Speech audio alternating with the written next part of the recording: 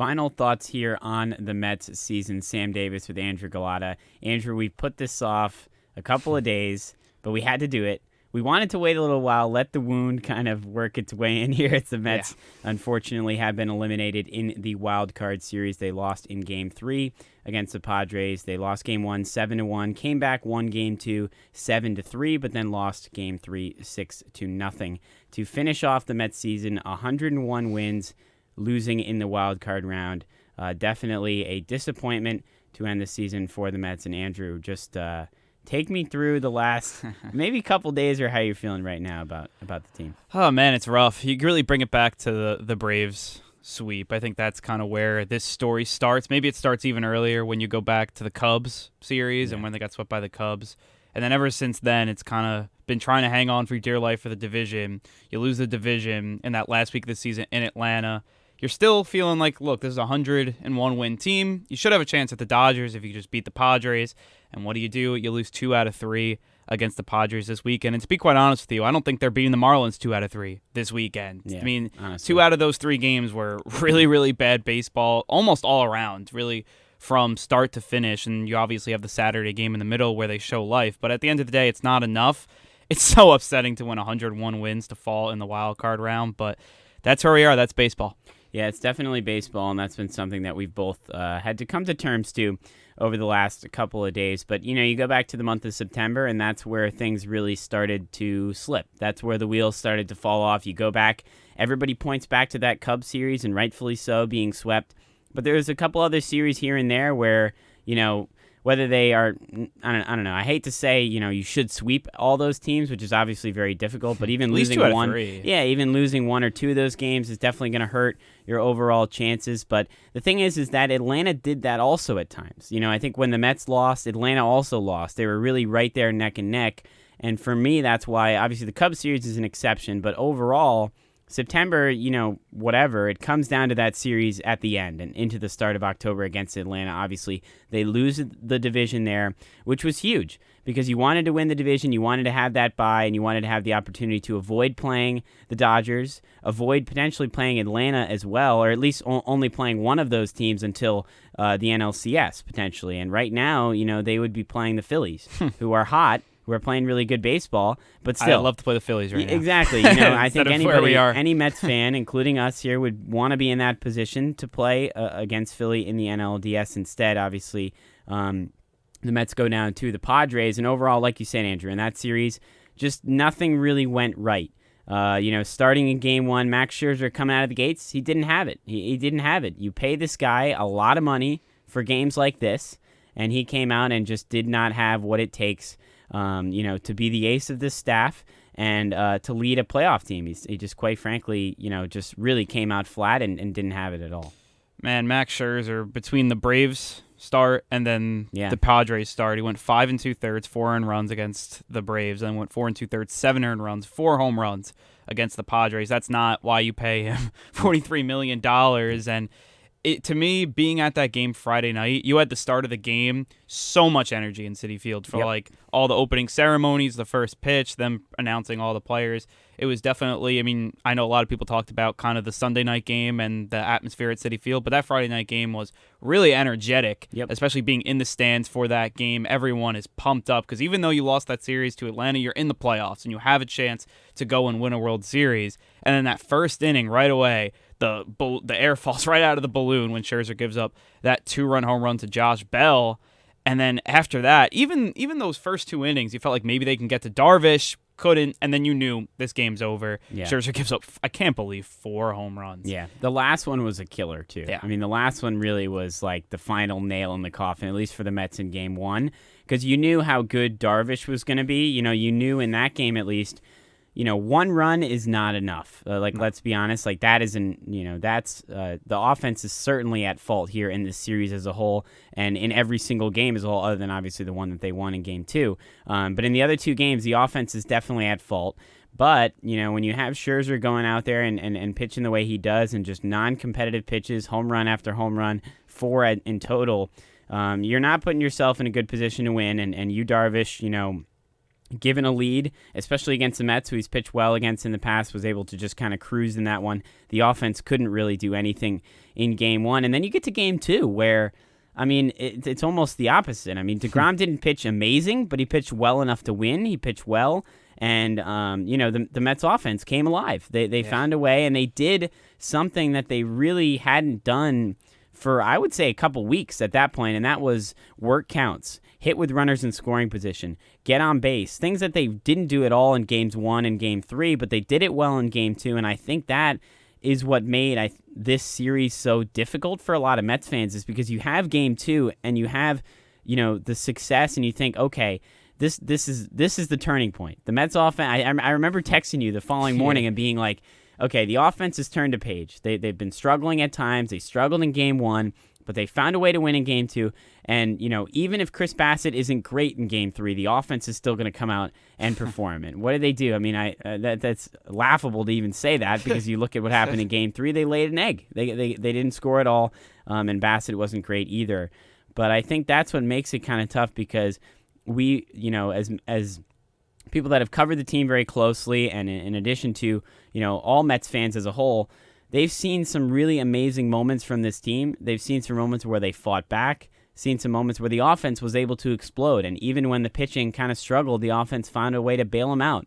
But overall, the pitching didn't struggle too much. The pitching was great all year long, so we saw some, pretty incredible moments for the Mets all season long, and to have it come down to a couple of games where they don't hit and they don't pitch, and everything kind of combines to just be the worst case scenario for the Mets, and that's why they're going home early.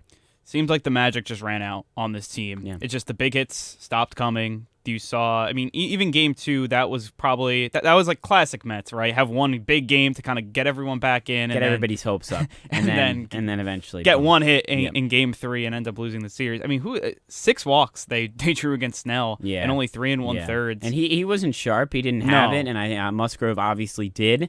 And there's some allegations, of course, with his ears. And it didn't make a difference. It wasn't going to make, I truly think there was something going on there.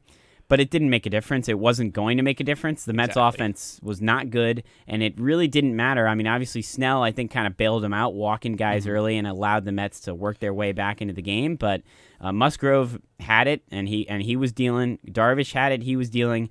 And it was a combination of that and the Mets offense definitely not having it. Hats off to Joe Musgrove. He pitched a hell of a game, and he's a good story for San Diego in their own rights. A San Diego kid coming up clutch in the biggest game that they've had since... I mean, you can go all the way back to like 2006. Yeah. You could go back a long time for the biggest game for the Padres. Maybe 2020, but they weren't really even in that Dodgers series when they lost to them. Yep. So he pitches just a hell of a game, and hats off to him because he was hitting his spots. As much as you want to talk about the Mets offense struggling, which you definitely could, he pitched a game of his life, and that's something you can't say about any of these Mets pitchers. You go back to Jacob deGrom, and yes, he had a classic gutsy Jacob deGrom playoff outing. You can bring that back to 2015, and you saw similar stat lines in must-win games. But at the end of the day, that wasn't 8 innings, 15K Jacob deGrom. Yeah. Max Scherzer was far from his top, even with the Mets. I know he's 38 years old, and maybe the wheels have just started to fall off late in the season, but, I mean, for them to get 2 pitching performances that were just so clutch between Darvish and Musgrove, and for the Mets to get nothing, that's probably the most disappointing, especially when you look at the other games in the playoffs, when you see a guy like Luis Castillo go out and ball out. You see a guy like Aaron Nola go out and give you 7 shutout. And for the Mets, who going into this playoffs, everyone thought Scherzer, DeGrom, those were going to be the 2 best. And they end up being the worst on Wild Card Week. And that's what's most just upsetting about this team. Yeah, and you weren't going to win if Scherzer and DeGrom pitched the way that they did. Yeah. You know, I think if you say, even in June, when the Mets have a 10-game lead in the NL East, if I told you that Scherzer would go out, and this is his stat line in Game 1 of the playoffs, wherever that may be. This is DeGrom's stat line in a huge game, late in October, obviously, against Atlanta. You don't think the Mets are going to win either of those games, and you don't see the Mets as advancing at all into the playoffs because those are their guys. Those are the aces, and those were the guys that the Mets had to lean on because, let's face it, this offense was good at times this year, but they're not They were bad elite. at times, too. Exactly, and they're not an elite offense. They're not what you rely on as a team. You rely on those 2 aces. You rely on the starting pitching as a whole. And I would say part of that blame to Chris Bassett as well, who was also not very good against Atlanta or in that series in Game 3 against the Padres. So even those three guys at the top of the rotation did not have it, and that's ultimately where I think you point a lot of blame for the Mets. Obviously, in the offseason, things are going to have to change with this team. Things are going to change with this team with all the free agents and whoever they look to re-sign. So we'll see what happens there, but there's definitely reason to point blame to the pitching. There's reason to point blame to the offense and Pete and Lindor as well, kind of just really not having it. Yeah. And those are your two big bats in the lineup. And when they don't produce, you don't expect much from the lineup as a whole anyway. And you could point to the deadline. I know a lot of people do that. I do that because, I just didn't like the fact that they didn't get any better and they had an opportunity to do so. And that I think hurt them as well. Some questionable moves from Buck down the stretch I think hurt them as well. There's a lot of little factors that play into this, but they all kind of circle back to the biggest ones. And those big stars, Scherzer, DeGrom, I think you could even say Pete and Lindor as well. Them in there for sure. Those are your big guys, and they didn't perform. And ultimately, you're not going to win many playoff games when that's the case. It's really funny. And this is, I think, a baseball, just like that's baseball. Like, you would think one thing happens and the other complete opposite happens. The Mets really going into August, I think you want to say, but you can bring it to September. They're going in with DeGrom healthy, Scherzer healthy, the schedule getting easier, and you're like, this team is going to not only win the NL East, they're going to, ride away with it just because you're getting your guns back. And especially after that 5-game series in Atlanta when DeGrom pitched lights out, Scherzer pitched lights out. In that series, the Mets were far and away a better team. Oh, yeah. I mean, it wasn't even close. And that was really the first week with DeGrom back. Yes, and that was the first real, I would say, temperature check of where the Mets were. They were playing Atlanta. It was, like you said, 5-game series, a big series.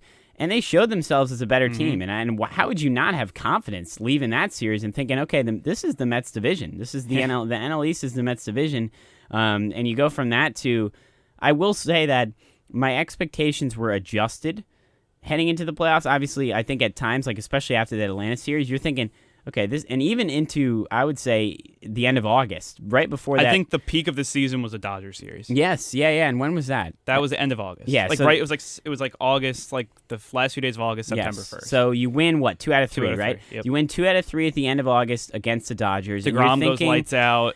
Bassett goes lights out. You're thinking this team could go to the World Series. I mean, you're realistically thinking that. I would say the expectations at that point were the NLCS. And anything beyond that, obviously, the World Series would be even better. But NLCS was the expectations at that point.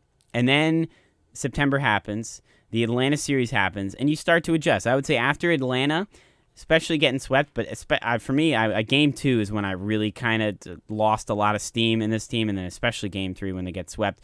Then I'm thinking, okay, I would say NLDS. I think you're setting yourself up for a wild card series. You're expecting that now that Atlanta has won the division, and you're thinking, okay, you play the Padres. The Padres are not a great team, definitely a beatable team from what every Mets fan, and including us, what we saw from the Mets all year long.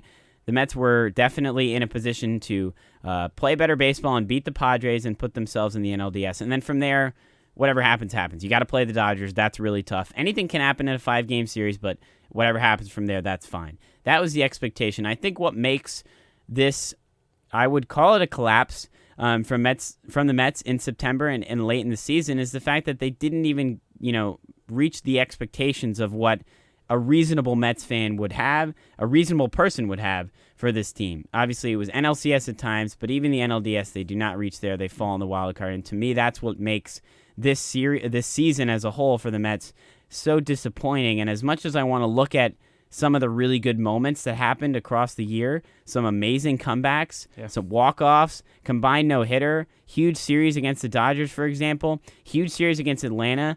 There's a lot of really good moments scattered throughout this year, but it's really hard to look at them when the end result is disappointment and a loss in the wild card series. That's the thing. I mean, you look at, and I was texting this to so many people, this stat, because I think it's the most funniest thing with Tyler McGill, David Peterson, Trevor Williams, the Mets went 24-13, which is a 64.5 or .9 winning percentage.